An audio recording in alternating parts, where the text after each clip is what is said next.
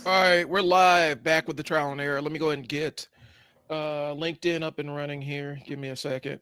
I am realizing that the more destinations we stream to, the harder it is on the internet, and so that could be part of the internet issues.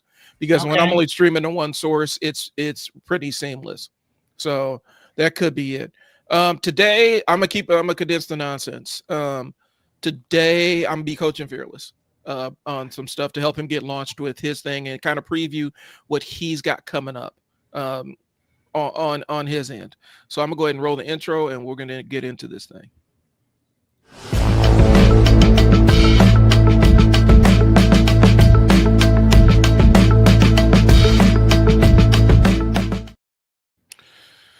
Okay, so we're kind of jumping in midstream, but Fearless is cooking up something. I'm cooking up some stuff. Fearless, real quick, tell them what you got coming up, man, before we get into it. Okay. So I'm launching this coaching service called Dad Don't Panic, and Dad Don't Panic is basically a coaching service for dads, kind of on the go type stuff. 45-minute emergency conversations if you need to rethink, vent, unwind, scream, cry, yell, laugh, whatever is actually needed. But this is kind of what that's for. It's being a life coach for the last 20 some years. Um, Brian, one of the things that he coached me on early on was he said that your your niche, your person that you're talking to is going to be somebody like you. And who better else to work with than fathers who are trying to step up, trying to step up to the plate, be the best parents that they can actually be, but then kind of sometimes feel stuck, anxious, stressed out, depressed. Doesn't matter what it is. Sometimes it's not what you look at; it's how you're looking at it. So, offering a different perspective, offering a different reframing, a different system, different plans, and stuff like that. So when we're working together, you can state what you need to state. I'll ask a few questions, and then we'll start developing a plan of action to go from there. If we need one, but for the most part, we probably do. Okay. So I want to give you some tools, some techniques, some strategies to deal with whatever you got going on. And like I said, man, it's right now it's just for dads. I will talk to moms too, not a problem. But my main focus is working with us as fathers. So that's what I'm doing right now. Okay. You're coaching me on. Yep. And the things I got going, it kind of falls in line with this. I'm relaunching my school community. I've recorded some of the videos, so basically the funnel is going to be a simple niche focused YouTube channel, and it leads to the school community. The school community is the Unstuck Sessions, the Entrepreneur's Toolkit. And inside the Entrepreneur's Toolkit is going to have things that business owners need to get started to take an idea from an idea to an actual business model. Hmm. And I'm gonna have a little thing in there called the Idea Lab. So even if you don't have a business model in mind, we take your skills and experiences and stuff and try to suss out something that you can get paid on, so you can monetize your skills. Nice. It's going to have templates from the marketing standpoint, so that you can, have a format to write your social media posts and blog posts and all that other stuff. Plus, it's going to be me in there doing some direct coaching in terms of helping businesses get launched. And so that's something I'm excited about. Probably about 72 hours from launching that one. The other thing I've been doing for fun that actually is going to probably going to pay me faster than the other thing is Blurting While Dad, which is talking about being a black nerd who's a dad. And last week, I think, what was it?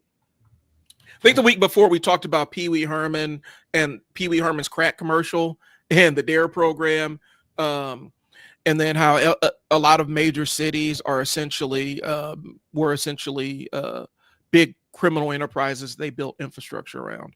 And I think I told the story about the guy that visited our Cub Scout troop and warned us about the dangers of joining a ninja gang.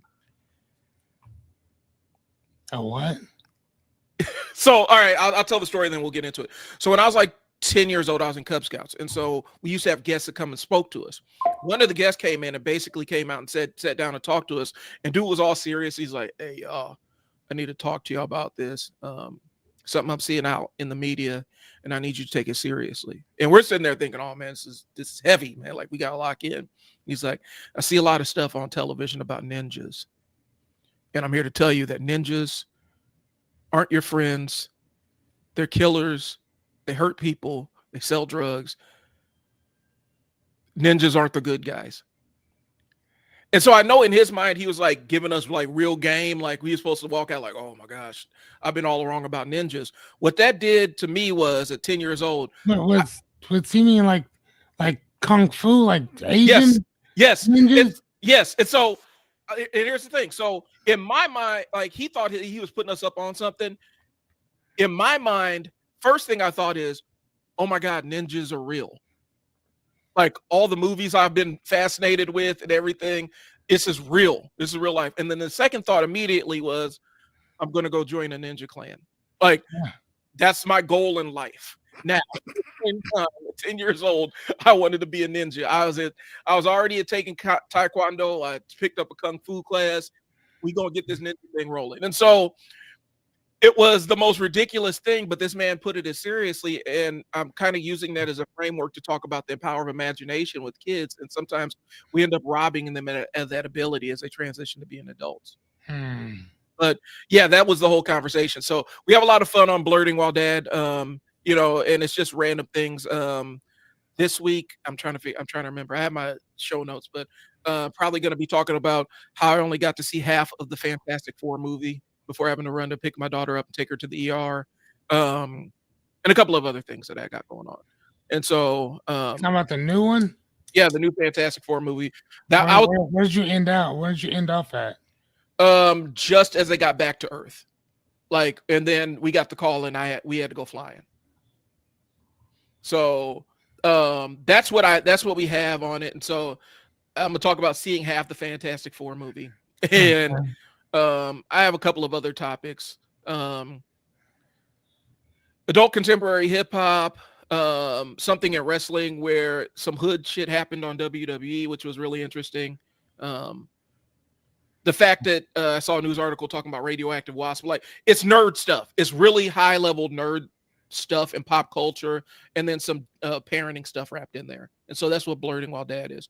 The photo I'm using for that is I'm getting huge responses on YouTube. I only have 8 subscribers, but my numbers are like people are watching these little clips that I'm throwing out there.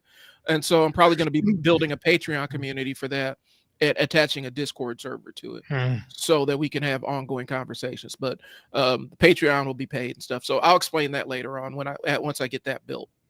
But those are the two major things that I'm working on today. So Fearless told you everything about what he has in mind for launching Dad Don't Panic. And the reason why this is top of mind is because Fearless and I are working on it this weekend and stuff. And on Sunday, I had a chance to kind of sit down and think and put some notes down on paper. And so I could kind of give you my impressions and then kind of see where we're at. Matter of fact, you tell me where we're at and then I'll figure out where we start. So where are you at with launching it? Okay, hold on one second. I'm gonna write some of the stuff down. Okay, so the first thing that I had to do. So here's the thing. Before we go there, I liked your logo. How did you get that done? I like that. Which one? The blurbing thing.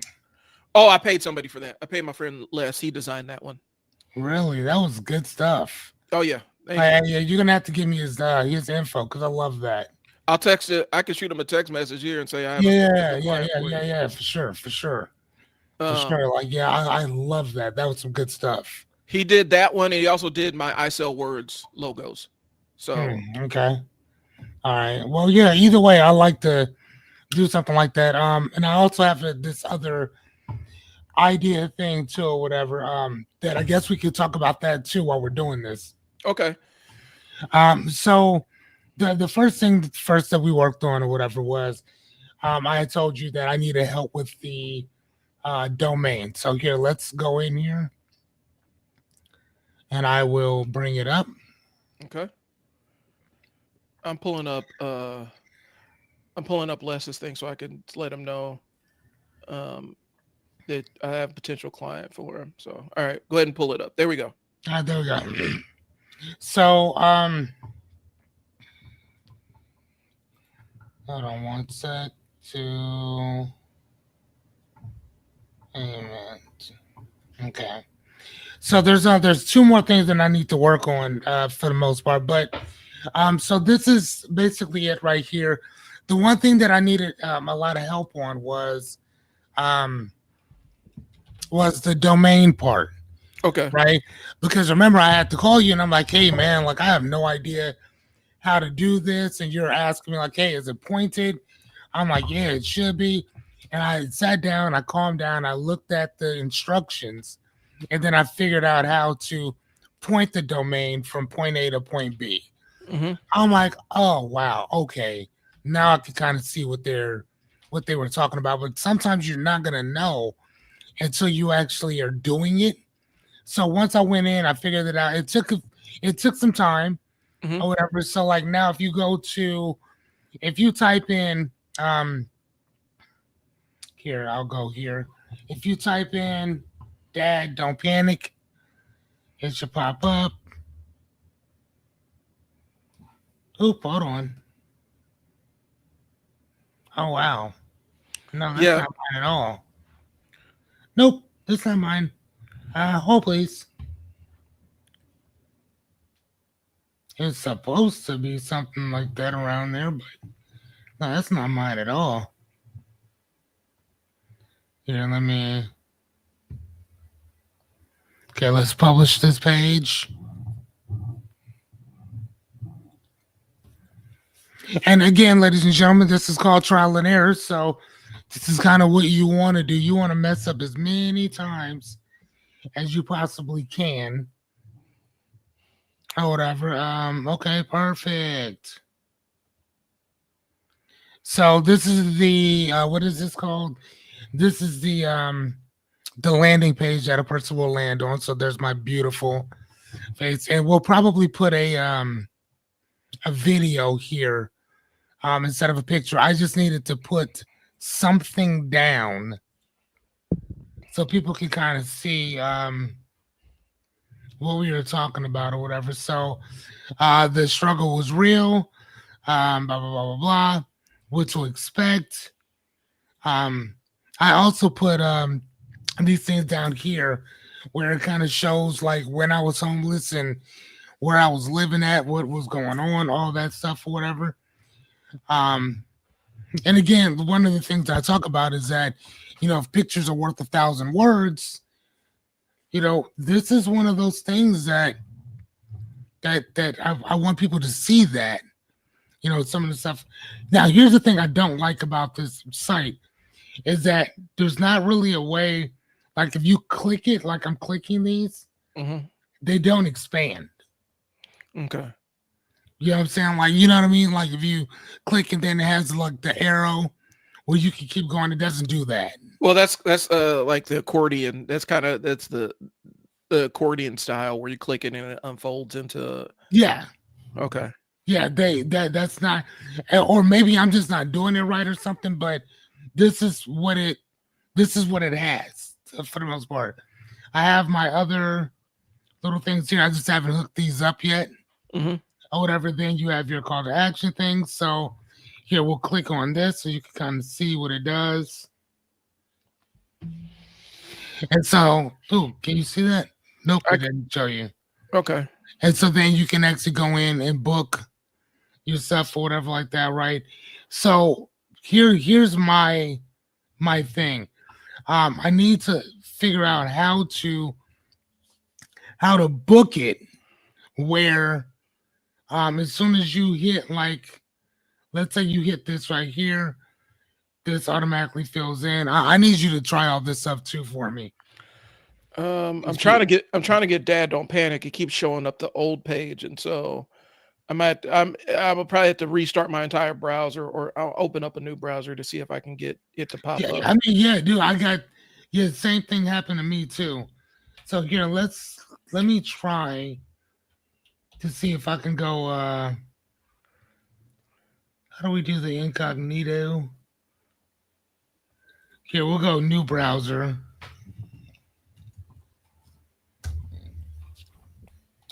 Nope. Look, it still keeps popping up as this. Yep, that's kind of what I'm looking at too. And I would actually like my order page to look like this down here instead of the thing that they have. Well, and so you would have to use that template. And so this is kind of where I'm. This is something that I was thinking about this weekend. I feel like because we talked about it, and I think we played around Samcart. I am really impressed with Samcart. Here's what my thoughts are. Like this right here. This is what I needed to do, but it's not doing that. This is what my thoughts are regarding it. I think Samcart is an amazing thing. If I was starting out as somebody who has a lot of experience designing websites, this would be the simpler way I would do it. Yes. I think for what you're trying to do, it might be. Here's what I would say. I would almost go with my landing page, and I'm jumping ahead of it. I would almost go with my landing page as my Calendly. If I were you, set up a Calendly and just have that as your simple landing page, or even use the Stan Store and then have Dad Don't Panic as your website. So the landing page where they could just click, book something real quick, and then the website part of it, your internet presence, your billboard would be your Samcart. And they would have the same capability there, but then you can also have other services. That way it shortens the chain, the pathway, so that we don't have to figure out every single thing with this website as a barrier to you getting your first clients in the door. Right. But okay, so you mean like this right here. So instead of going through all of this rigmarole, you just go to one thing, click, okay, and then over here this is my website, and okay, because with the girls thing, I have absolutely no idea what her shit looks like. Like, I've never been to her website. Yeah. I have no idea what it is. And I still went in, bought her stuff, and I was good to go. Because, and is that what you're talking about? That's what I'm saying, because okay. My entire take is I feel like this is costing. Take it too long. It's costing us momentum. Yeah. And so, and I did have, and you're already locked in on the Dad Don't Panic thing, but I want you to hear what my thoughts are. Okay. Give it to me. On this. So I was kind of chewing over, because initially we started out as I Coach Dads. Yep. And then it was Dad Don't Panic. Here's what my take is on it. I feel like from a branding standpoint, and this is totally my opinion, I feel like we can incorporate both. I feel like I Coach Dads is a lot cleaner because it tells, what do you do? I Coach Dads. And I almost feel like you can make it a call sign when you start making your videos. Say, hey, Dad, don't panic, because I Coach Dads.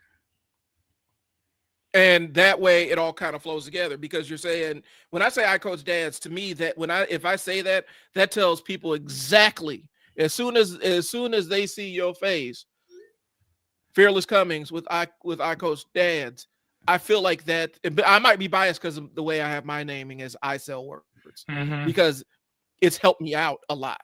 And so when I say I Coach Dads, to me, that tells exactly what you do. Whereas Dad Don't Panic, you have to have an entire explanation that goes on after that. Like there's another conversation, and it's only like 2 sentences. It's only like an extra sentence or not, but you still have to say that extra sentence afterwards. Whereas you could say, hey, Dad, don't panic, because I Coach Dads. So that's just a small market. That's like a small marketing tweak, but you could roll either one of them. I would just say, for me, I feel like it adds another sentence to it. This may be nothing. Like it may end up being nothing, but it's something to put into your mind in terms of as we test out the offer. I feel like the I Coach Dads is a little bit stronger, but I can see Dad Don't Panic, and I almost feel like that could be your call sign. That could be the thing that you put on top of all your websites. That could be something you would put on top of your Calendly or your Stan Store. But for me, I'm like, it's adding another explanation to it. And so, but that's not the main point of what I wanted to talk about. I think what happened is, and you can tell me if I'm wrong, I think we pick Samcart because it looks simple. It is simple. And it is simple. But I feel like it's more complex than we need it to be right now in order to Yes. launch. Yes. Yes. That is the one thing that I've started to understand dealing with it. I'm like, dude, like this is not here's the thing. There was a couple different ones or whatever. I wanted to show you this. So when you go to the AI, hold on, let's go back so I can show you what I'm talking about. God damn. Okay, there it is. So when you go back into this here, right? So let's go into my pages. Mhm. Okay, I got test there, product there. Hold on, products. Gosh, dang. And I finally figured out that one thing too that we were looking for. Mhm. You have to go in here, click here, go up here. It's right there. Got it. I figured it out like 20 minutes after we got off the phone that night. Isn't that usually how it works? Yes, normally how it works. Yeah, you're like what's going on here? Boom, fly, and I figured it right out. Okay, so they have the classic. I don't know if that's not it. They have the classic one. Give me 1 sec. I'm gonna try to find it. Damn, where is that at? Is it page? Okay. I don't know. Maybe I went over it already. But they have this man, what is it called? Hold on, let me see if it's over here. They have I was working on this one where the whole entire thing is literally like set up kind of like for you. Not for you, like you build it. Yeah. But it's real, bro. It was so simple that I was like, oh, yeah, it's literally drag and drop, and then you're done. Mhm. Like that. That was just it. It was real simple, like extremely. But again, like I said, the part that you need the most, at least to me, is the schedule and the payment. That's it. You know what I'm saying? Like that's Yep. all we're doing. Schedule and payment. That's it. We can create all the other stuff, but that's kind of what I was talking about. So instead of doing hold on, actually, here it is. Found it. Okay. Here it is, right over here. Look how simple. Look how simple that is. Mhm. And so, And then your payment stuff is down here. and that I think is beautiful. I think Samcart is I would utilize it to start at 100% if I was building a full website. I think what we do. I think your shortest funnel, because we've been talking about having a very short funnel. Short funnel, yes. I think your shortest funnel is either doing the Stand Store implementation, like you saw, right, or just starting a Calendly account, because you could take payments through Calendly too. Well, okay, so let's go to Calendly then. Let's go there right quick. Because I can show you, I can pull up mine. Calendly. Because I think I was talking to you about that before too, wasn't I? Yep. Because I was like, dude, I like your thing. It's just real simple, just real quick. Look at that. So this right here, then, yes. You're still on your. I'm still on your. Sorry. Yep. And so I'll show you what mine looks like. Okay, please do.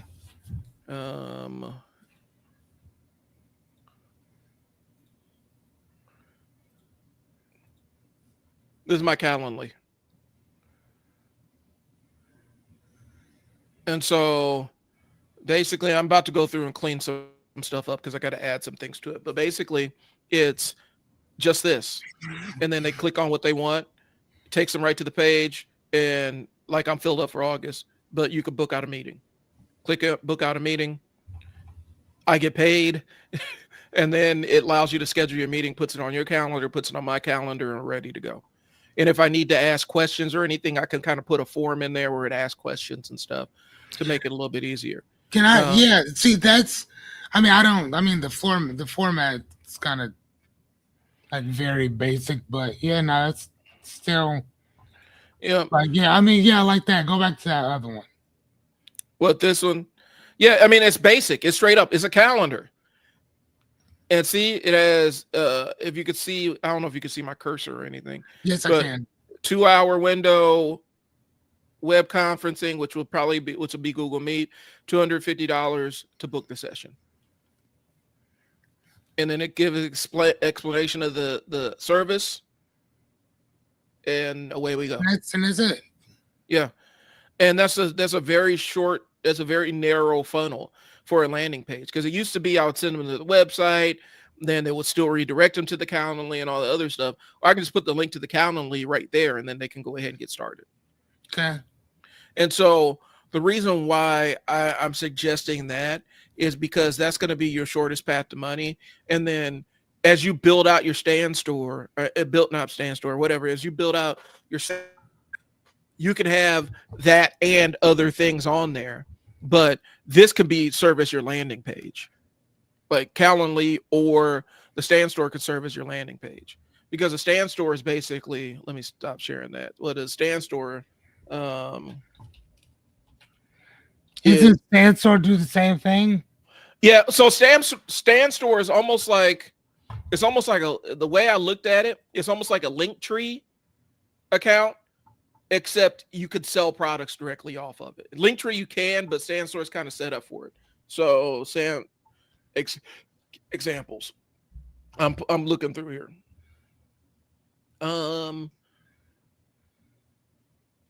I'll pull up this one. You can't see it.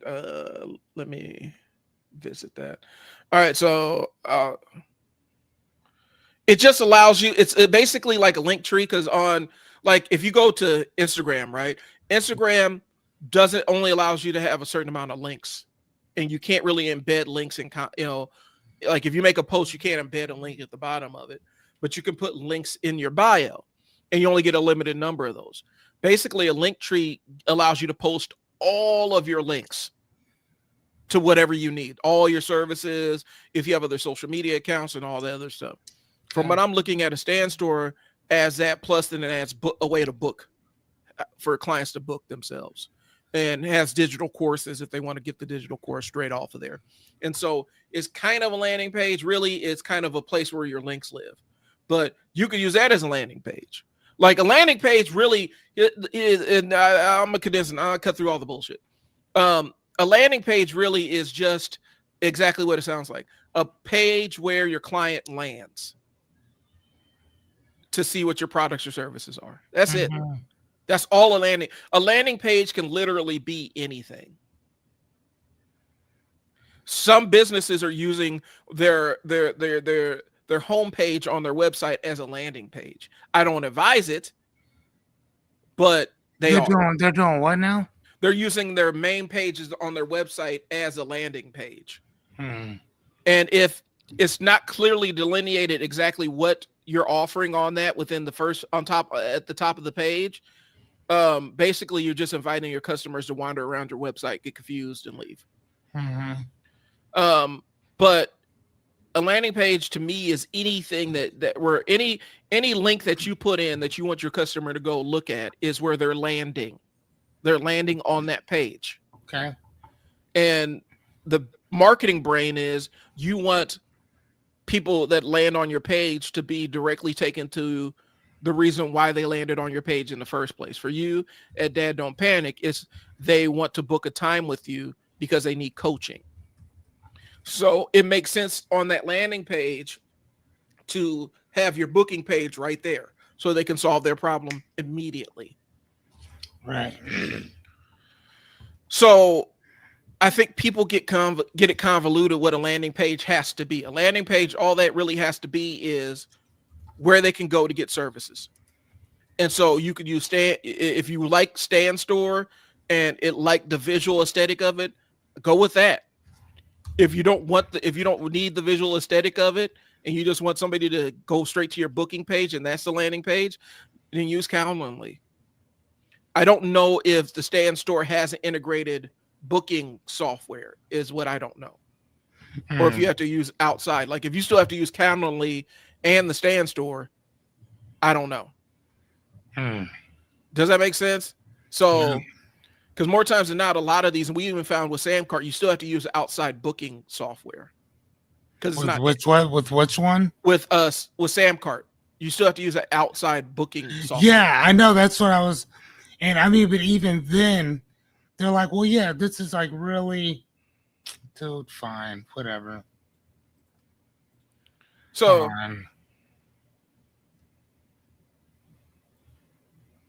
so let me pull this up because I highlighted exactly what the explanation of the Stand Store is.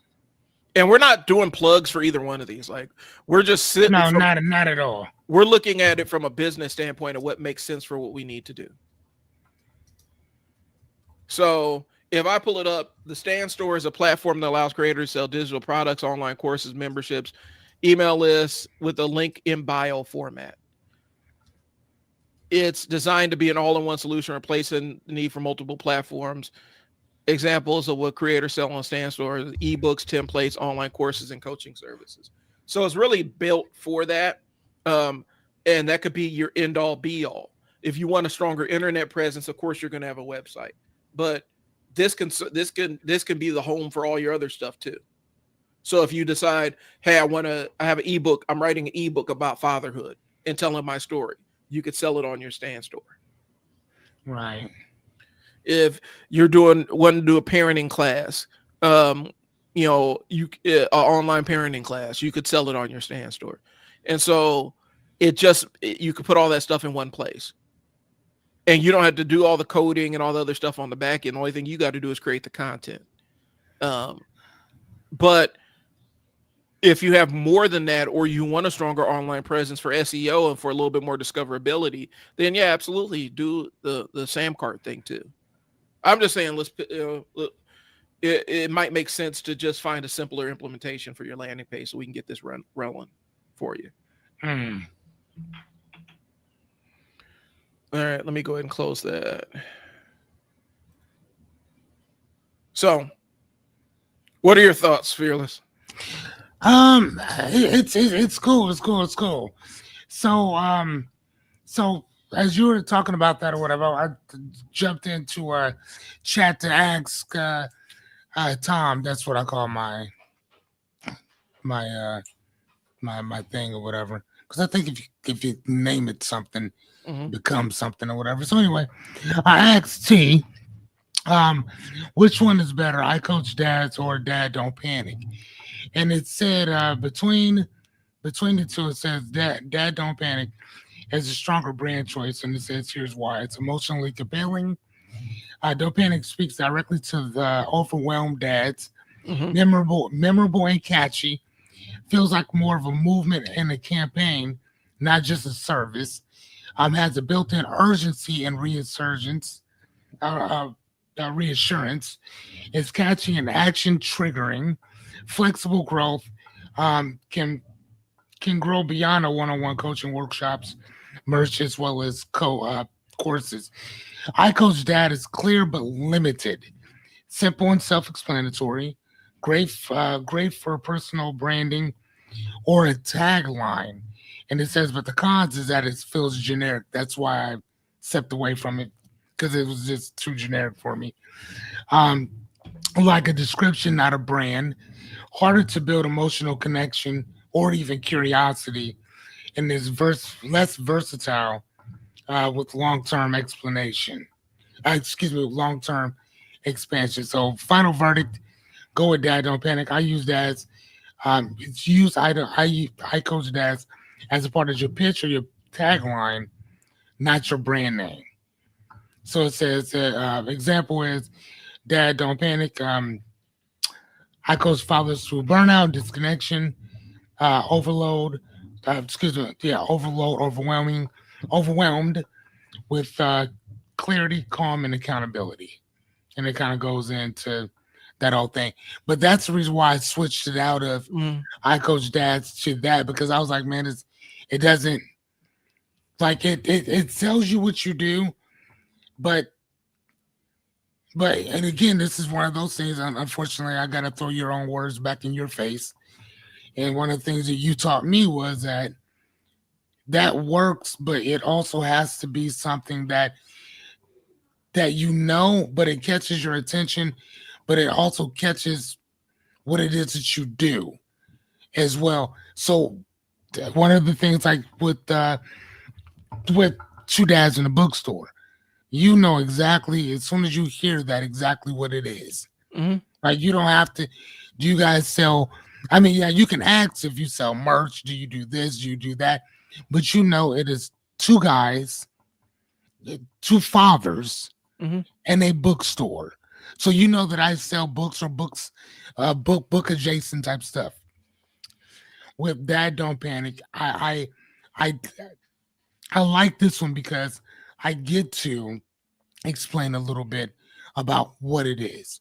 Right, it's a coaching service for dads that are struggling, overwhelmed, who feel stuck, not listened to, this and the other, on the verge of going freaking crazy. This is for them. You know what I mean? Like I said before, when I like the idea of I Coach Dads, and that I still have it. But I was thinking, like, dude, like, that's not really as catchy as this one. I'm a father. So if I hear a dude saying, man, I coach dads, all right, cool, that's what's up. But if I hear a Dad Don't Panic, this is a coaching service for fathers who are just going through it, then my ears are gonna perk up a little bit more, because I've been there, I've done that. I got the t-shirt to go along with it. So I would listen probably a little bit more for me personally. And so here's my take, because here's the thing. ChatGPT told me the opposite. Did it? Yes. And so, because I weighed it out and I'm like, okay, my thoughts on it. It told me the opposite thing. And so I think it depends on kind of your personality and whatnot. I think that, and that's what I was just about to say too. Because I think for you, it probably wouldn't work like that. Yeah. But being that it knows a lot more about me and my story and my stuff, it's gonna give me something totally different than it would give to you. Because for me, my communication style, because I started out as Wordsworth Consulting, right?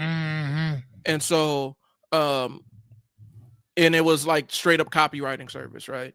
And people would ask, well, what does that mean? Well, I'm a copywriter. So what does that mean? Well, a copywriter means that I sell words. And so that's why I'm like, well, I sell words. Because for me, it was easier to say this is a copywriting service. And what does it do? And I sell words. And so I think you could go, I honestly think you could go either way. For me, I want to eliminate from my marketing style is this. If a client comes to me, if they see I sell words, hey, I'm looking for a copywriter, I sell words. I'm go with, I don't have to ask anything else. Then we can get to the conversation about what the scope of services are. But with Wordsworth Consulting, there's a whole nother layer of conversation. I got you. And for my communication style, they call it circumstantial speaking. I'm really bad with it because of the ADHD, where I will riff and go off on tangents like nobody's business. And I lost clients because I tried to over explain what I did. And so I needed a quick pathway. So it could go either way. I do think you keep, and this will be my thing. If you do, since we're going with Dad Don't Panic, I do think you keep I Coach Dads as a subdomain, because to me, that's easy to put on there. You can find Dad Don't Panic on I Coach Dads. Go to icoachdads.com, you'll find it. Or daddon'tpanic.com, you'll find it. Either way. But it just explains what you do. So it's just two different frames of reference. There's no right or wrong answer. It's just totally dependent on your marketing personality. Right. It's just personality, I think, like we just said, in general, because it is so crazy, because when you said things like, it told me something different, and it would say that totally different, because our personalities are totally opposite when it comes to a lot of this stuff. And I remember one day when you told me, when you said, "Hey man, put into ChatGPT, just ask it, what do you know about me?" Mm-hmm. And remember, it did that for you, Yep. and it told you all this stuff. And then when I did the same exact thing, and now the more that I've given it, helping me create my 100 days and all that stuff, this thing's like, dude, like yeah, certain things will work for certain other people, Yep. but being that I know your stuff, Mm-hmm. it's not really conducive for you. Yeah. This will work for Brian, but Brian's stuff's not going to work for you. Yeah. Because you guys are two totally, your personalities are totally different. What you've been through is totally different as well. So like a lot of your stuff is also gone through. It's based on trial, tribulations, trial and error, Mm-hmm. education, this and the other. A lot of what I've gone through is exposure, experience, as well as a little bit of education or whatever, and just being an autodidact in general. I am self motivated based on what I read and what I'm going through and this and the other.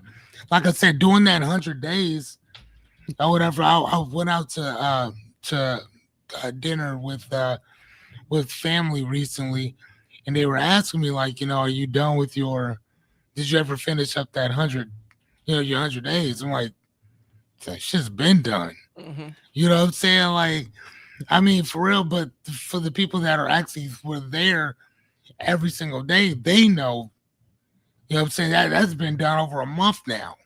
Yeah. You know what I'm saying? Like, I think our last day was like, what was it? June 28th, I think. Yep. You know what I'm saying? Like, so like, no, we did that every single day, every single night, no matter what.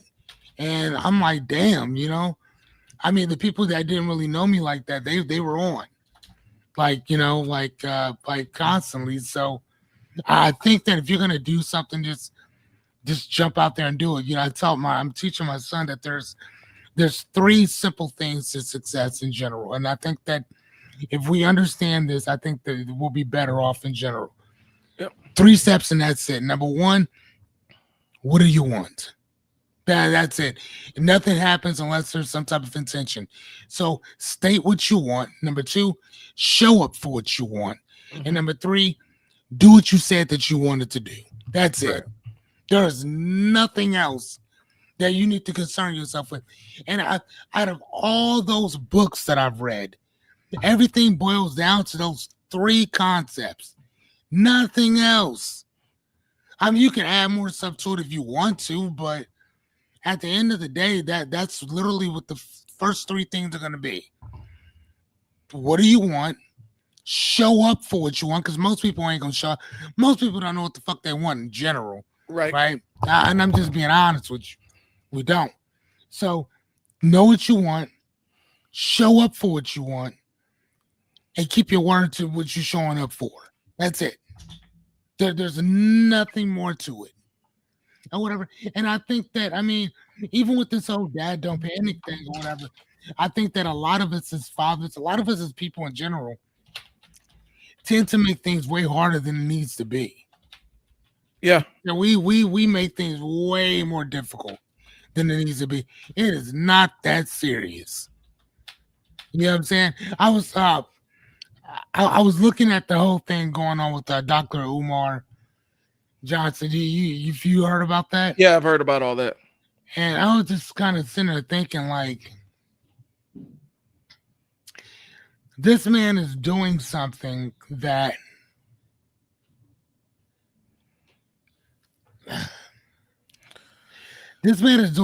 would tell my son to do, which is, if you need help, put your hand up and ask for help. Yeah. Right? This dude is being drugged through the internet for asking for help. Yeah. For asking for help. Right? But this is also one of those things that is success, and this is kind of what we talk about too, A matter of fact, not just us, but I talk about this entirely with the hero's journey. Mhm. In the hero's journey, you have the ordinary world, you have the call.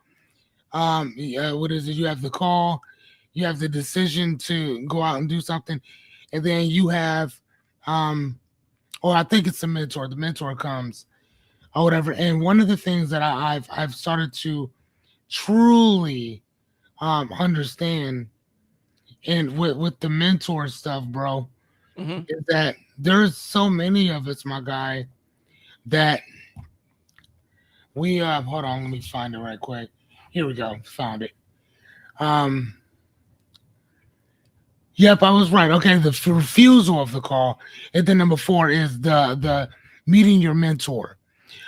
And one of the things that here's the thing, Dr. Umar has his dream. Okay, he knows what he wants. He Yeah. wants to fund the Marcus Garvey, Frederick Douglass School thing. He's been talking about that shit for 10 years. Right. Dr. Umar gets his issue is that he wants to build it all himself.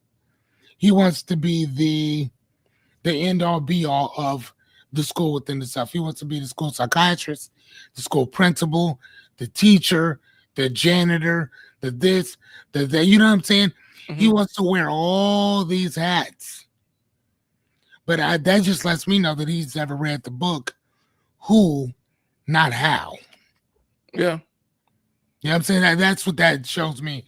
Is that when you have on all these hats, you know what I'm saying? You're not gonna be able to focus on the education part because you're doing all this other stuff. Right? Yeah. Um, And but he's one been of the go ahead. he's been all, and I think one of the things that's telling is he's been offered help and offered help like I forgot who it was. It might have been Lord Jamar. Another one. Where he basically said, "Hey bro, I know somebody who's worked in this space and has done It was exactly Bill what you're trying Jamar. to." His father-in-law He's had like, started off a bunch of different schools the same exact way. Yes. Yep. and Umar was it was not received well at all. And at some point your hubris is the thing that's blocking you from your vision. You have to understand that just because you're an expert in one place, and I'm not taking anything away from his education. He is, he has he has the paperwork. He may not be licensed, but he has the paperwork to claim what he's claiming. But his hubris interfered with somebody that could really help him structurally. Correct. And I think part of it is, and for me, because I've always been critical. I'm not gonna BS you because I've done what he's done.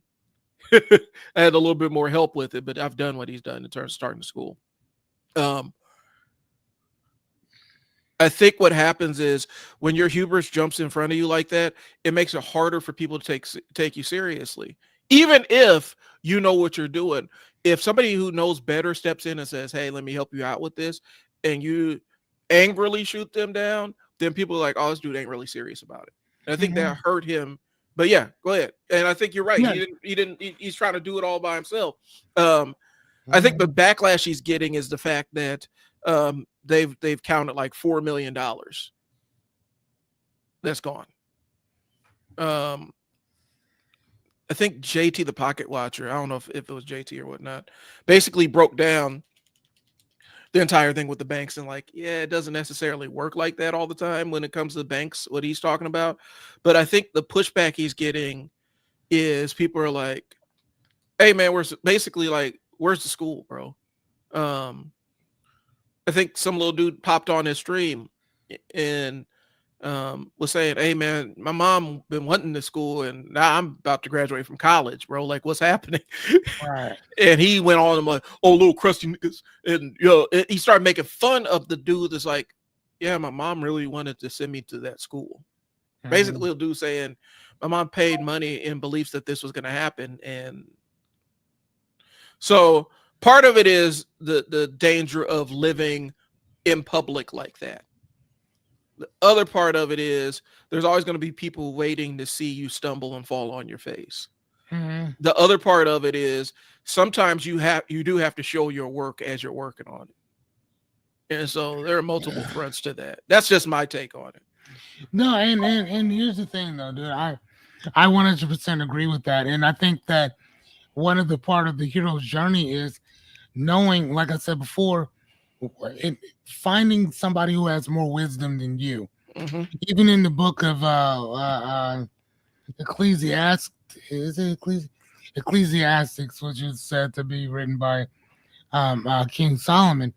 You know, King Solomon talked about the wisdom of others so many times it was crazy. Mm-hmm. Like, you know, when God gave him the gift to choose whatever you want, he said, I want the wisdom of discernment. Yeah. I want to be able to understand. So he was considered to be one of the wisest men ever, but even he understood that he had limits. You know, think about that. King Solomon understood that he had limits. So therefore, he was always looking to other people and asking more questions than deviating or talking about, well, I know the answer for everything, which is kind of what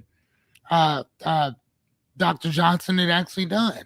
Mm-hmm. Is that he walked around thinking that he knew everything, as opposed to humbling yourself like, no, let me ask you, what do you think about this? Right. Okay, you know what? That's a way better idea. I like that idea.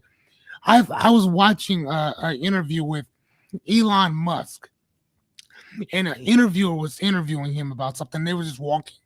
They were walking and talking.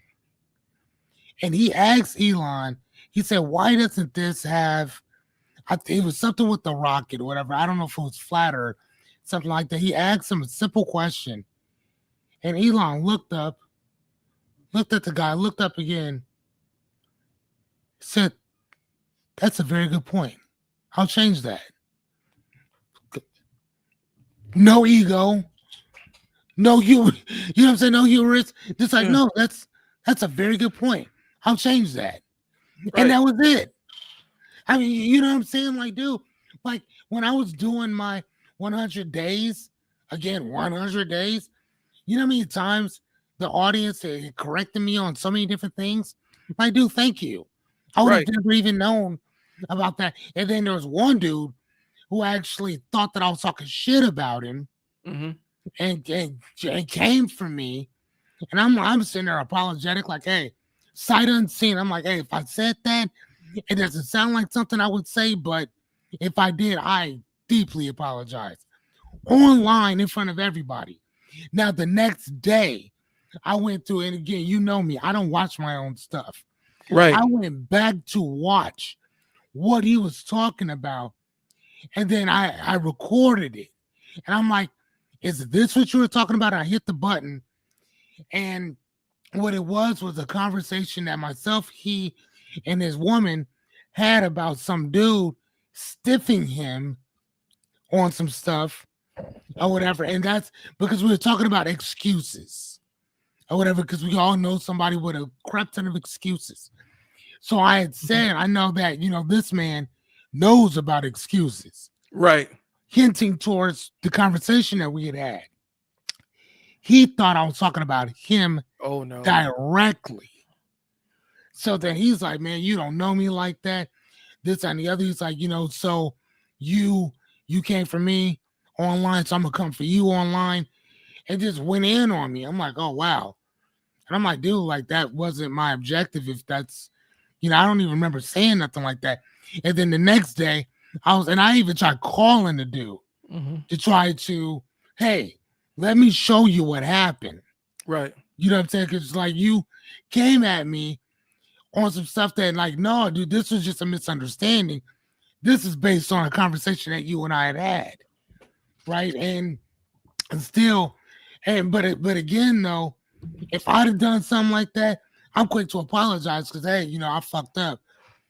I pointed out there was no apology for that shit. It was like, you know what, man, it was just a misunderstanding. No, you came for me on some shit that I did not do. Right. You know what I'm saying? So I say sorry because you fucked up. And then we move on. But like I keep telling people, like, bro, if you can't admit when you're wrong about something, I can't fuck with you. Right. Because if you do it in one area, you'll do it in another area. No, thank you. I don't want to be around anybody who refuses to take any accountability for shit. So if I fuck up, I'll admit my shit and I'll keep it pushing. You know what I'm saying? If I'm wrong about something, I will try my best to apologize, but then keep it pushing. Most of the time, bro, I keep my circle so fucking small, it's ridiculous. Well, I keep it small, and I keep it small for a reason. and I think a lot of times, because our responses and the way we say things, even if our words are in opposition to our actions, our words remain a mirror. Right, that part. And so, sometimes when you wound that ego, it's very hard for somebody to come back and say that was all ego talking. Like for me, I know, there's a thing in the gym called ego lifting, and it happens to people that are like, you've been lifting for a long time, you're experienced, there's no exercise that's too real, that's going to mess you up or anything. And you get under that weight and those weights feel really light and you're like, I'm gonna go for it. And that's typically when people get hurt, is when they're lifting based on their ego as opposed to what their program says. And every experienced weightlifter goes through it, where they have ego session. I did it last time I was in the gym. I did it with some 110-pound dumbbells on the bench press. Like I was pressing 110-pound dumbbells. Like, ooh, these feel light. Let me jump up to 120. And the 120 humbled me real quick. There's no reason for me to go up that high, except for my ego jumped out at me. Right. And a lot of times that's like the last reserve. Like that's the last thing. That's the most internal part of yourself is ego. And for a lot of people, that's the part they protect the most, because wounding that is akin to getting stabbed in the heart by them. Other people, I can get my pride hurt. I'm used to it. I can get my pride hurt. I can get my ego hurt. I can rebound from it. For some people, that is something that's not recoverable. And so they'll start lashing out if they feel the slightest perception of any attack towards that. And I think that's one of the things that's challenging. And now we're into the coaching thing. That's one of the things that is challenging about the coaching side of it, because you have to balance. I'm deconstructing somebody's ego. I used to tell my workers all the time, I said, when you're working with a client or family, you have to be very, very careful when you're breaking beliefs, because you might break that one belief that's the center, that's the linchpin of their entire worldview. When you destroy somebody's worldview, you don't know what you're unleashing. Right. You don't know what you're going to experience. Some people will break down and cry. Some people will lash out. Other people will completely just fall silent. So you have to be very careful when you upend somebody's entire perception and view of the world. Yeah, but especially how you do it and when you do it too. But I mean, if they're even ready for that. Yeah. Because sometimes they may not be ready for something like that. And it kind of is oddly enough. So we're talking, like, I love looking or studying dimensions, right? Like we live in the third dimension, this and the other, right? But I love looking at the fourth dimension, which is time and space, right? And so we do live there, because if I told you, hey man, I need you to meet me tomorrow, you would obviously say when, where, what time, all that. That's the time and that's the space, right? So that is the fourth dimension, which is time and space. But then you get into those other, which is, the tesseract of the cube and all that stuff. But then when you get into the fifth and the sixth and the seventh and the eighth dimensions or whatever, it goes somewhere where your mind will never understand that. I don't give two shits. Like, you know what I'm saying? Like, you know how crazy that is? Like the fourth dimension by itself is so crazy, because it's so wild, because if a person living in the fourth dimension can see you, they would see you from beginning to end and everything in between. They would see every decision you've ever made. They would be able to go in your body, move things apart, put things in there, take things out. They can have a whole fun game with you. And Right. You have no idea. And that's how serious the fourth dimension is, right? Right. But that's my mind is always going there. I love sci-fi type shit. I Mhm. love reading in this. I love looking at this. So my mind is built for stuff like that. But when I'm talking to another person and we just get to talking about religion or something like that or whatever, I am very mindful now as a 46-year-old man on what I say to people and what I ask people. Because there was a time or two where a lady I was at I was getting my car worked on Mhm. years ago, and I was reading something, and they have the waiting room, or whatever. The lady comes in, she's talking, and she's like, "Oh my God," she said, I think I was reading something biblical, Mhm. and she said, "Oh my God, like you have the spirit of a pastor on you." She said, "What church do you go to?" The way I looked at her, obviously my face was so visceral. It Mhm. said everything she needed to know. And she said, "Oh no." I said, "No, I don't believe in any of that mess." Mhm. And I said it just like that, calm voice. And she's like, "Well, then why are you reading that?" I'm like, "Because I like to read. Like that's my thing." Or whatever.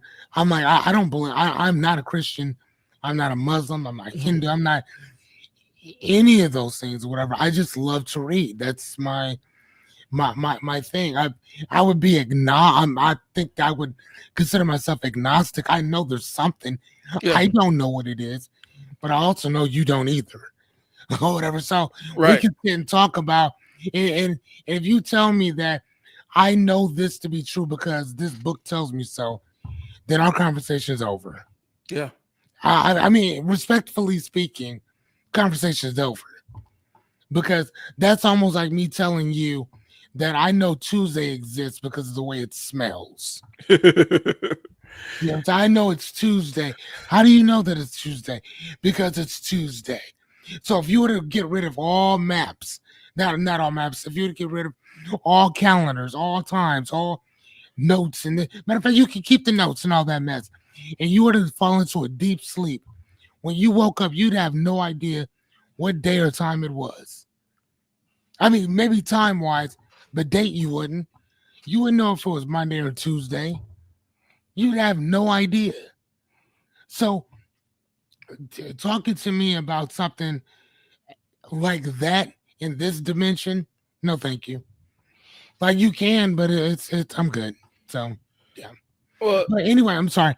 But going back to Dr. Umar, my biggest issue with Dude is that he never asks for help. Well, he asks for help, but he won't accept other people's guidance when they're trying to help him.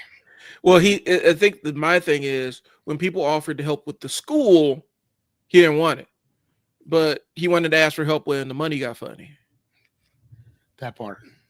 And I think that's where people are like, "Hey, man, you've been funneled at least $4 million on me." I mean, within what, 10 years? Yeah. Hasn't he been doing this for that long? And then you do the little video where you sitting there talking about donations, donations, donations, gifts, and he's like sprinkling it down like he's making it rain with all this stuff that people have been sending him. Like, and people are going back and looking like, so what happened to all the donations, gifts, and all the other stuff? Well, it's tied up in the bank. So you had all of that money in one bank? In one bank. What you doing, Brody? Like, In one bank. And matter of fact, you would most wealthy people would tell you that they never put money like that in one bank because the FDIC will only insure you up to so much. right. So if it's all in one place, that shit's not in a CD, that shit's not in an IRA account, that's just not in this type of investment. What? You put that shit in a bank? Well, and hindsight being 2020, if he had taken the advice, somebody would have pulled him aside and said, "Hey, probably shouldn't have all your stuff in one bank." Right. And Right. so I think there's a level, there's a layer to it where it's like you made your own bed. And so if it's true, I'm trying to give bro the benefit of the doubt, even though I don't believe it. Like, if it's true that the bank froze his stuff because Tyler Perry tried to access his account or whatever he's saying. That's what he said, Tyler Perry? Yes. The billionaire Tyler Perry. Yeah. They tried to shut his account down. Why? Tyler Perry. Listen. Like Medea Tyler Perry. Yes, he called it Medea. Is he just calling a guy Medea? No, he's talking about Medea. Tyler Perry, yeah, the black man, yeah, who built that whole entire stage. What is it? That studio lot. That guy. So you get why messing with your little money. So you get why I'm having a hard time taking this seriously now.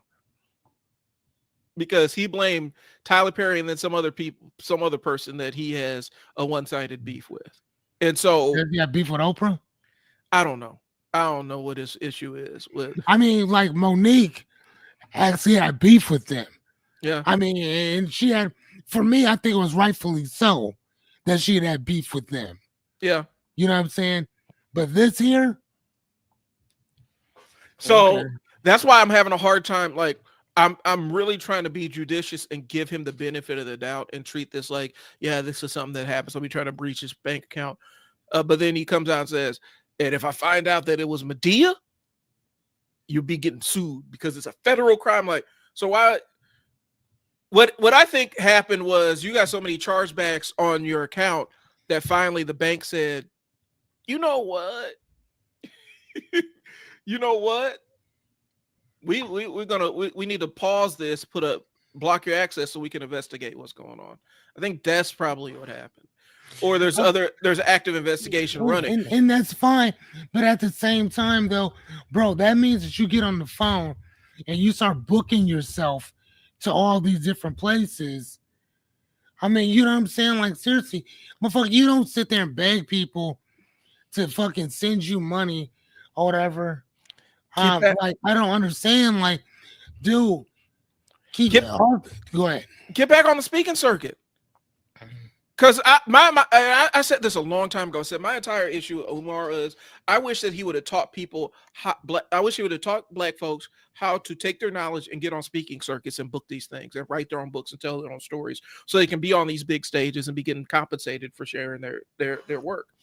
If he would have taught people how to do that, because that's what he's really good at, as opposed to this school thing, which I don't think either he's not very good at or he's just kind of bullshitting, I think I would have had a different perception of it. But for me, I'm like, bro, you still have people still pay to come see you. Get back out on the speaking circuit, book some times, get out here. Don't be online begging people for the money. And that's what makes it hard for me that makes it hard for me to believe that this thing is legitimate. Like I have a hard time believing that this entire premise of the school is legitimate. I would love to see it happen, and I want to see it happen. I just don't think it's real. And I've already been in that place where it's not that hard. It's not this difficult to set up a school. No, especially with $4 million. It's not this difficult. Start small. Teach 10 kids and scale up. But if your vision is, I'm going to start a school and the population is going to be 450 students, and I've never done this before, and this is my first year. That's how Kanye's school got in trouble, man. Have you seen the stuff from Kanye's school? Have you ever seen some of the stuff that was going on at that school? I didn't know he had one. He had the Donda school, right? All the kids had to dress in Ye stuff. There were no chairs in parts of the school. Teachers weren't certified. Teachers, they had a big thing where the teachers didn't get paid. They were taking the kids' medication. You know this because you've done residential. I've done residential. So you're about to know how bad this is. When the investigators walked through, they found all the kids' medicines just thrown randomly in the bottom of a closet somewhere. Refrigerated, unrefrigerated. Just randomly thrown in the bottom of a closet. Them parents didn't know if those kids were getting medication, if they were getting anything. Even he started a school. Like as failure driven as that thing is, even he started a school. And so I think what happens is a lot of people don't understand that even with homeschooling, it's not I'm gonna put it like this. It's not hard, but it's difficult. Does that make sense? There's steps you have to take, but they're pretty laid out, but there's multiple steps you have to take to start a school. It don't require all this. And it sure as hell don't take 10 years. All right. And so I think that's where people are pushing back. But like I said, I'm trying to be judicious because I know I have a strong bias. I'm not denying that. I have a strong bias to believe that Umar is bullshitting. But I think that you're right. Why go on the internet and beg for money when you could just get back on the speaking circuit, bro? All you gotta do is book. You back up. You can book yourself a month out or whatever and make all that right back. My mom had. at least personally, my mom had no speaking circuit experience. She had the expertise, but she didn't have the experience. And she was calling me right before she passed. She's like, Brian, they're offering me $10,000 just to come and talk to him for an hour. I said, Mom, that's the speaking circuit. That's how that works. She's like, but it's me. And I'm like, yeah, I know. But you're also one of the foremost researchers in the region about breast cancer in Black women. You've been nationally recognized. They want to book you because of your expertise, and they're going to pay you $10,000. I know Umar's can book more than that. Right, he could command more than that. So there's part of it where it's like, yeah, you get back up, get yourself back up. But that's his business model. And I think tying this all back to coaching, sometimes when the coach shows up, the best thing you can do is sit down and shut up and listen to what the coach has to say to you. Right. Does that make sense? We talked about this. Chris Doe mentioned this.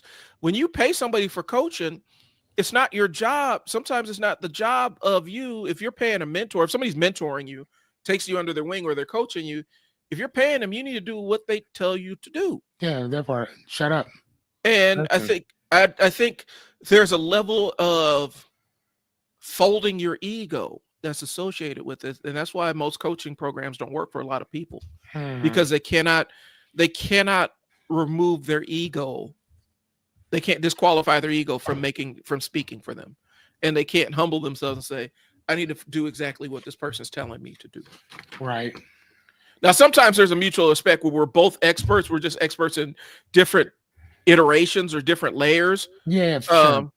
But there's other sides of it where if you don't know what you're doing and you hire a coach, don't sit there and argue with the coach when they tell you something that breaks one of your beliefs. You hired the coach to break your belief. Mm-hmm. You see what I'm saying? Yeah. And so for me, when Lord Jamar came to him, and I think Lord Jamar came to him in good faith.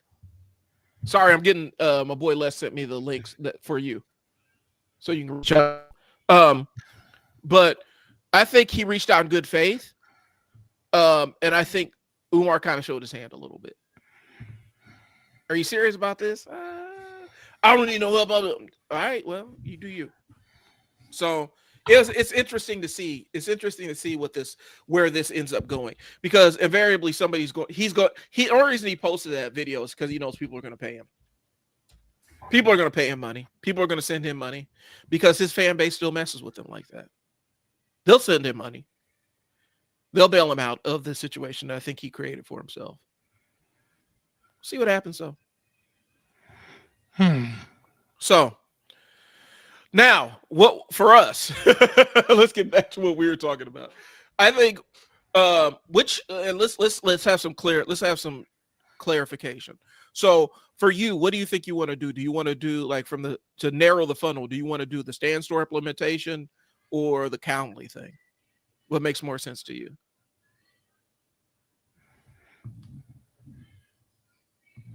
Okay. Answer that one more time. So I think I just sent the message to you with this stuff. Yeah, that's what I was just looking at. So would you rather, because if we're doing short funnels, right? I still think that this Samcart thing will work.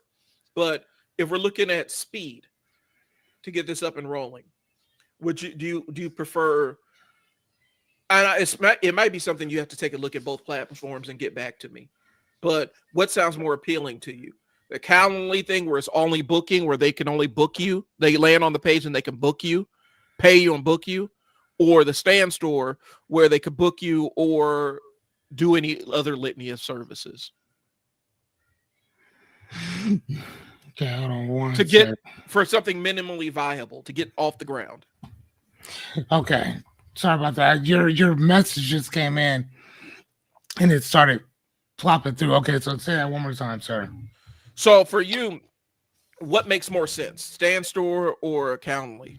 With Calendly, it's just a booking site. You can get paid from it. You could put your price on there and they pay you and book a time on your calendar. Easy done, over with. Stand Store, yes, they can do the same thing. It looks like, but then you can also sell digital products from that platform as well. Like what kind? Like ebooks, you can sell courses, templates, the whole milieu of digital products. So I'm just trying to figure out what makes most sense for you to get started quickly, so that the Samcart isn't a sticking point for you, because that's kind of where I'm at. You see, my name Brian is unstuck. I'm seeing the Samcart as a sticking point that's preventing you from launching. Oh, okay. So that means that we're gonna have to. Yeah, I see what you mean. Okay, so here let's So in the meantime, in between time, let's check out the Stand Store. Okay. Okay, so Stand Store, right? Yep. Okay.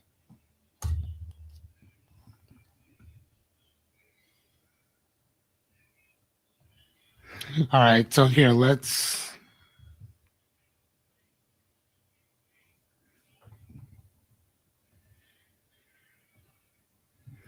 Okay, hold on 1 second. Okay, now we're gonna put this. Let's put this on the stage. Okay.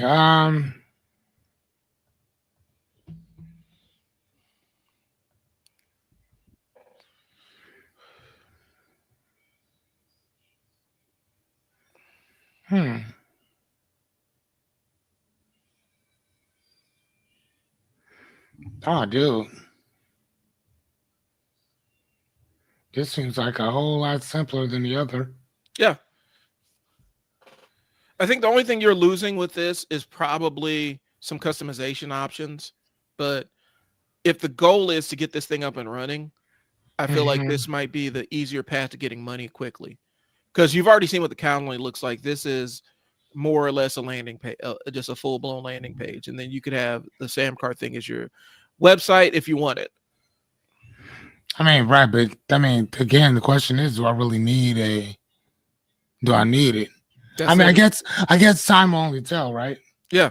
So these are your options. The simplest options I can think of right now.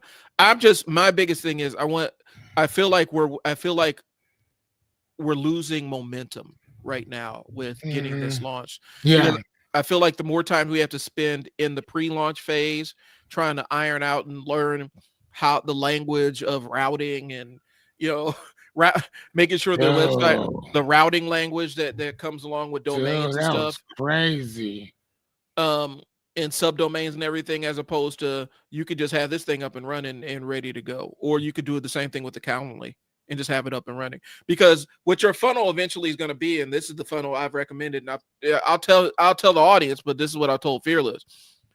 You have a YouTube page that talks about topics regarding fatherhood and just dad stuff, and you solving problems for dads and talking about how you solved your own problems. And it's a niche specific YouTube page. And then you just saying, if you need help, here's the link where you can reach me. And then you drop that link in there and you always reference that link. You make that the beginning and end of your show and put it in the midstream of your show. And then the link's in, my link is in the description. And you're just telling people this is how you can get in contact with me for help. Yeah, that's it. And that's your funnel. If you're interested, click we'll book a time and we can sit down and talk.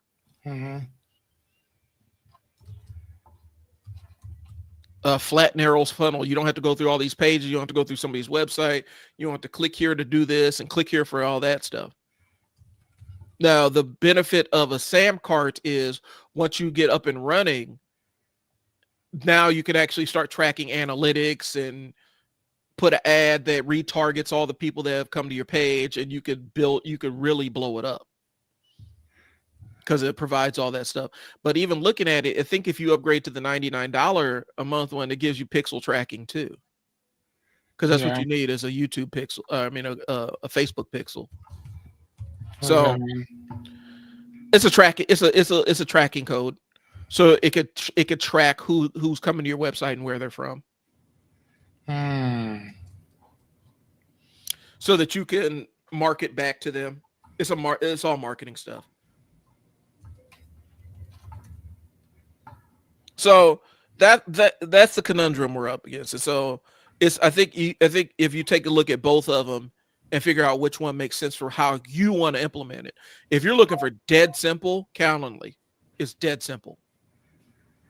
Where when I say dead simple, that means when somebody says dead simple, that means a dead person can do it.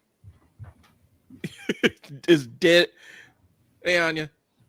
He said, hey, Anya. Hey, Brian. So good. Everything's good. Good. So if you're looking for dead simple, Calendly is dead simple. If you're looking for a little bit more but still simple, it looks like the Stan Store might be the option. And if you're looking for, I want an online presence and a website that has some of the higher level features but is still simple, then possibly Samcart.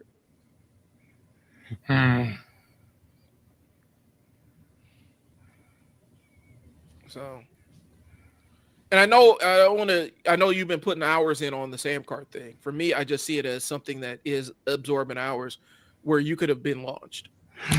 Dude, again, man, trial and error, bro. Right. It does not, but it don't bother me putting the hours in. It don't bother me putting the time in at all, because that's one more thing that I got to learn. Mm-hmm. You know what I'm saying? So, like, no, I'm cool with that, dude. That doesn't bother me at all. So that's all. I mean, that's really what it is. And so I think we may not determine it here, but I want you to take a look at it. That'll be kind of the homework, and then we figure out what setting this stuff looks like. Right.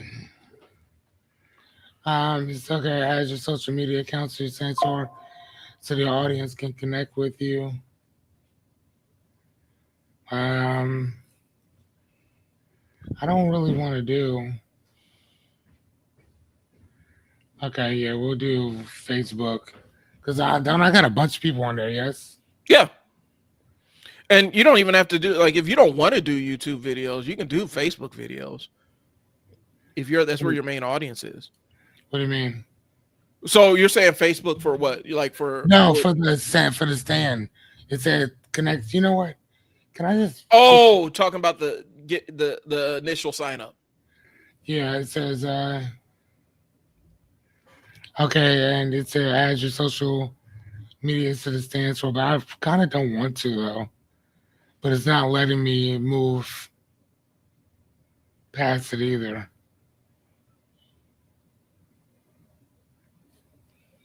Store launch checklist. I mean, yeah, I don't. The fuck? I don't see what you're seeing. Oh, sorry. Here you go.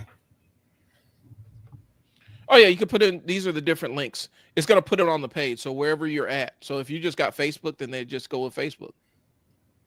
I mean, yeah, but I never remember what my Facebook is. So open up your Facebook, go to your main page, and then copy the URL. So open up a browser tab and just navigate to your main Facebook page. Or if you want to start a new Facebook page for this, you can do that as well. Hold on.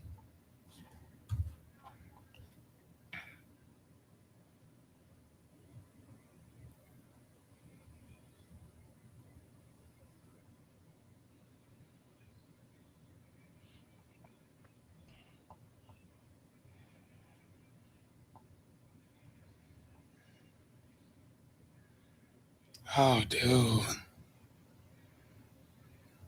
Okay,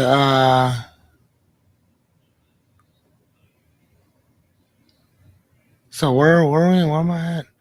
So you said put in my which? Yeah, just go to your Facebook page, like Oh yeah, okay, got it. navigate to your Facebook page in the browser, and then Okay. copy and paste that link.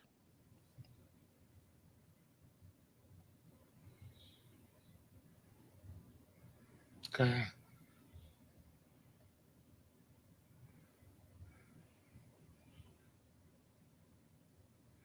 Set up direct deposit. You can skip it if you want. I mean, this is how you get, where to send your money. But you don't have to do that. I wouldn't do that on the stream. I'd skip that for right now and come back. I'm not on the stream though, am I? You're on the stream with me. Shit. You're on the Yes, stream with I am. me. Sorry, guys. Yeah, you thieving fucks. I'm like, I'm not on the stream. I'm gonna be like, yeah, I'm watching you do everything.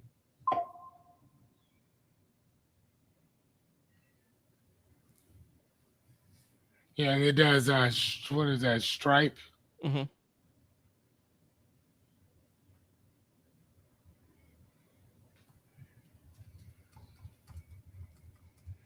Yeah, I have to create a whole new account and every damn thing on there. Mm-hmm.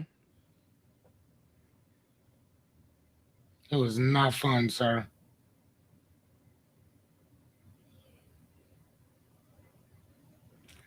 Ah, damn. Hold on. What is? I gotta give my phone number. Hey, what? Do you remember what number I have for? Hold on.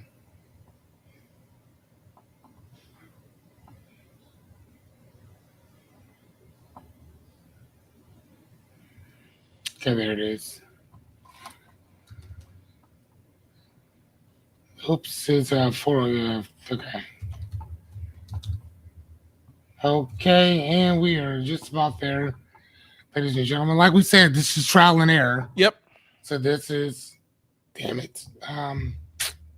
Hold on. I'll be right back. I gotta get my other phone.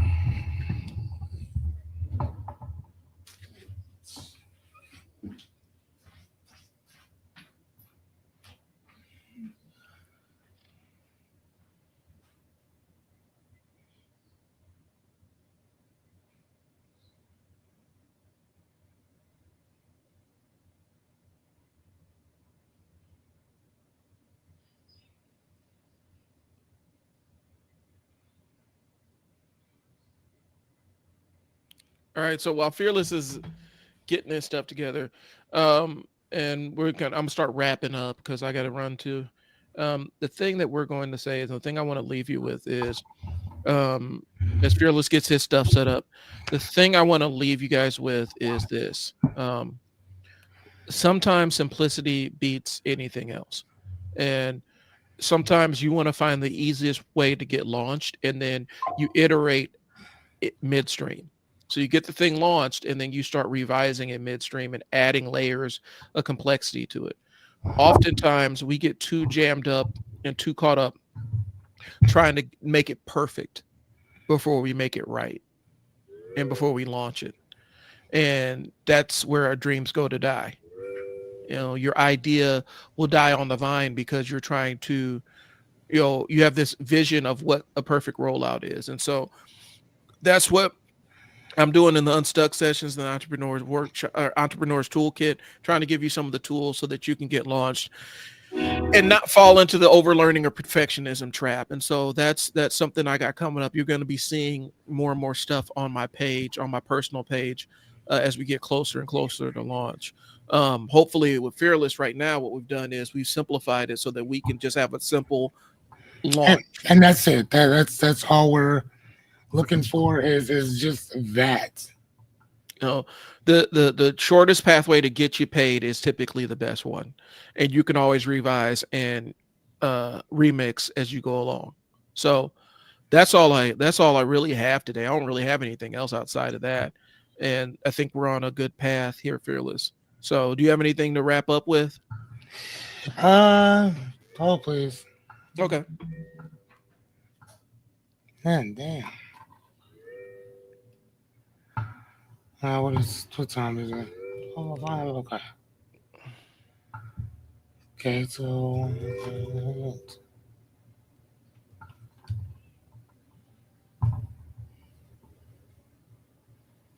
connect.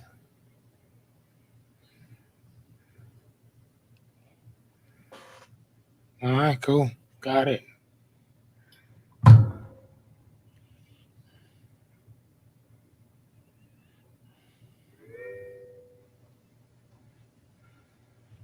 I just saw this thing. What's up? Oh, it might be off the stream kind of thing, but RFK is telling kid basically saying they're taking off you can't get popping candy and stuff on Snap anymore. And so I have some specific, because I grew up with some of that stuff. I have some very specific takes on that people aren't going to agree with. So you want to are we ready to wrap this up, Fearless? Yeah. Hold on one sec, sir. Here, do you want to Yeah. create your first product? Yeah, I mean that basically. I figured that'd be kind of cool for. So right here, right? Yep.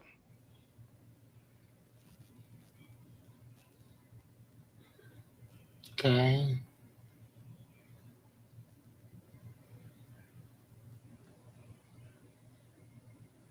Oh wow.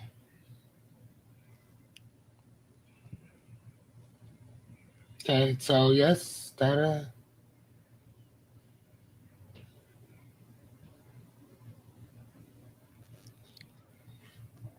okay, next. Yes. Yep.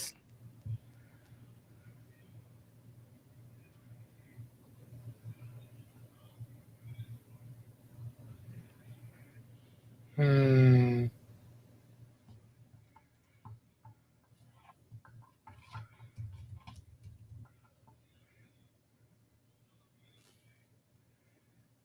Okay, so what is this right here? Oh, this is where I can collect info. Yeah, this is where you This can is collect all. perfect because the other one didn't have any of this. Yep. But what is this? What's that upgrade to unlock thing at the top? Oh, that's for multiple products. I don't know what that means. Oh, probably for multiple price points if you got multiple prices or discount Yeah, prices. for right now, no.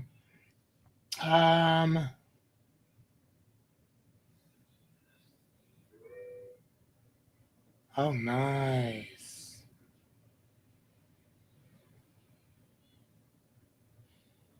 Multiple choice.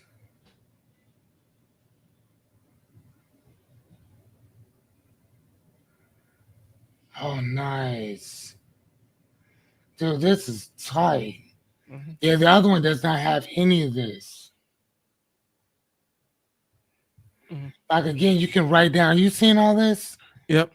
You can write down all yours, and you can put a video in here apparently. Yep.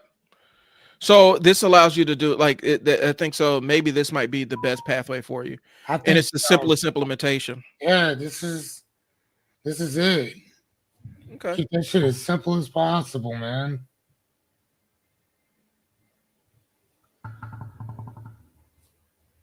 Like, dude.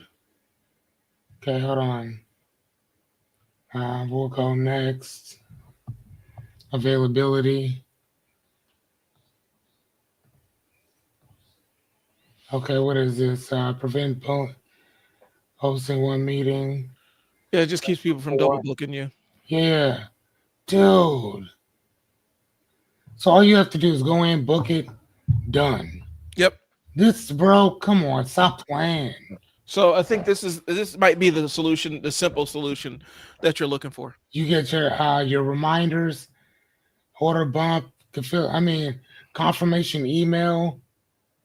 Dude, this is it. Yeah. Oh my God, stop playing, bro. So, man, we should have used this from beginning. Yeah, and remember, it was these were the two options, right? Like initially, it was either this or the Stand Store. I mean, it was either this or Samcart, and we went with Samcart because it was a lot more flexible. But this is simpler. That's crazy. So that's what it is, y'all.